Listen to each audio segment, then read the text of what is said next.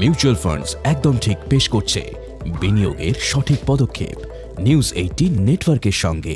বিয়ের পরে আমি কলকাতায় এসেছি অ্যান্ড আমি কাজ করছিলাম as working CSCর সাথে and other multinationals and ধীরে ধীরে তারপরে I started investing। এইসব শুরু হলো 35 years আগে, যখন আমার ফ্রেন্ড ইন্ট্রোডিউস করলো আমাকে মিউচুয়াল ফান্ডে।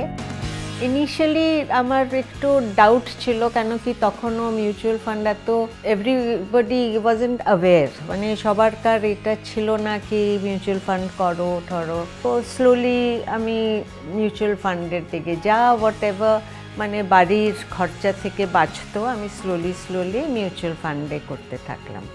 30 ইয়ার্স হয়ে গেছে আমি ইনভেস্ট করছি, আর এমার্জেন্সি না হলে আমি ওই টাকাটা হাত দিই না।